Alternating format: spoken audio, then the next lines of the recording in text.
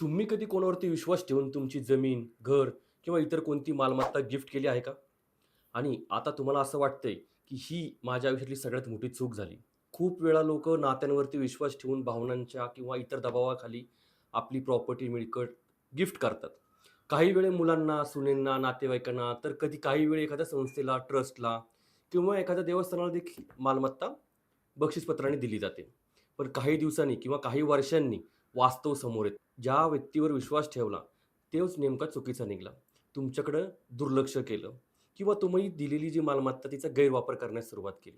आणि मग सगळ्यात मोठा प्रश्न उभा राहतो, की आपण दिलेले गिफ्ट हे आपण परत मिळवू शकतो का? किंवा ते दिलेलं गिफ्ट डीड कॅन्सल करता येऊ शकतं का? सर्वात आधी आपण एक बेसिक गोष्ट समजून घेऊ. Transfer of property act section 122 नुसार गिफ्ट म्हणजे एखाद्या व्यक्तीने कोणतीही किंमत न घेता स्वतःच्या इच्छेने दुसऱ्या व्यक्तीला दिलेली मालमत्ता. पण इथे एक अत्यंत महत्त्वाची गोष्ट आहे.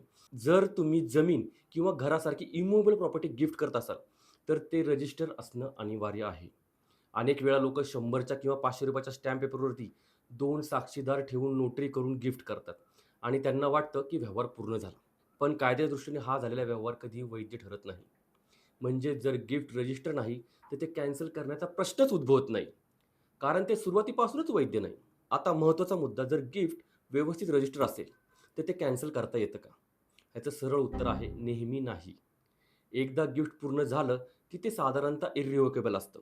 ट्रान्सफर प्रॉपर्टी ॲक्ट सेक्शन 126 नुसार गिफ्ट कॅन्सल करण्यासाठी एक विशिष्ट काही अटी आवश्यक आहेत.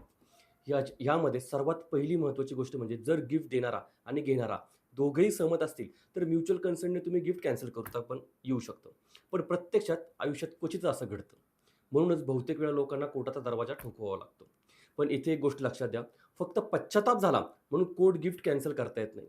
ह्यामध्ये ठाकूर महाराज वर्सेस रमेशचंद्र या प्रकरणामध्ये सर्वोच्च न्यायालयाने स्पष्ट केलेलं आहे, की एकदा पूर्ण झालेले गिफ्ट केवळ इच्छेसाठी रद्द करता येत नाही. त्यासाठी ठोस आणि सबळ पुरावे आणि कायदेशीर अडचणी द्याव्या लागतात किंवा कायदेशीर ज्या गिफ्ट डीडमध्ये कंडिशन असेल, ते नमूद करावं लागतं. मग असे कोणते कारण आहे, की ज्यावर गिफ्ट डीड कॅन्सल होऊ शकतं? तर सर्वात आधी गिफ्ट डीडमध्ये काही अटी असेल, म्हणजे त्याला तुम्ही कंडिशनल गिफ्ट देखील म्हणू शकता. उदाहरणार्थ, तुम्ही एखाद्या संस्थेला जमीन दिली आणि स्पष्ट अट ठेवली, की त्या जमिनीवरती फक्त शाळाच बांधली जाईल. गोरगरीब मुलं तिथं शिकतील, पण त्या संस्थेने शाळा बांधलीच नाही किंवा त्या जमिनीचा पूर्णपणे वेगळाच वापर केला. तर अशा परिस्थितीमध्ये तुम्ही ते गिफ्ट डीड कॅन्सल करून घेऊ शकता. त्याचप्रमाणे जर तुम्ही मुलाला एखादी मालमत्ता दिली आणि ह्या अटीवरती दिली, की तो तुमची काळजी घेईल, तुमचं दवाखाना सर्व सांभाळेल. पण नंतर काही दिवसांनी तोच तुम्हाला त्रास द्यायला लागला, तुमच्याकडे दुर्लक्ष केलं किंवा तुम्हाला घराच्या बाहेर काढण्याचा प्रयत्न देखील केला. तर अशा परिस्थितीमध्ये maintenance and welfare of parents and senior citizen act 2007च्या अंतर्गत तुम्ही गिफ्ट डीड रद्द करून मागू शकता. आजकाल कोर्टामध्ये अशा केसेसला ज्येष्ठ नागरिकांच्या बाजूने ठामपणे निर्णय दिले जातात. पुढचा महत्त्वाचा मुद्दा म्हणजे फसवणूक, फ्रॉड करून आणि खोटी माहिती. जर तुम्हाला खोटे बोलून, चुकीची माहिती देऊन गिफ्ट डीड रजिस्टर करून घेतले असेल, तर ते रद्द करता येतं. उदाहरणार्थ, एखादी जमीन सामाजिक कामासाठी वापरण्यात येणार आहे असं सांगून ते नंतर त्या जमिनीचा वापर व्यावसायिक वापरासाठी केला, तर हा सरळ फसवणुकीचा प्रकार आहे आणि कोर्ट गिफ्ट डीड कॅन्सल करू शकतं. त्याचप्रमाणे जर तुमच्यावरती दबाव टाकला, धमकी दिली, मानसिक त्रास देऊन तुमच्याकडनं गिफ्ट डीड करून घेतलं असेल, तर ते देखील कॅन्सल करता येतं. उदाहरणार्थ, तुमचे प्रायव्हेट फोटो सोशल मीडियावरती टाकण्याची तुम्हाला धमकी देऊन तुमच्याकडनं मालमत्ता लिहून घेतली, तर असे गिफ्ट कायद्या दृष्टीने वैध ठरत नाही.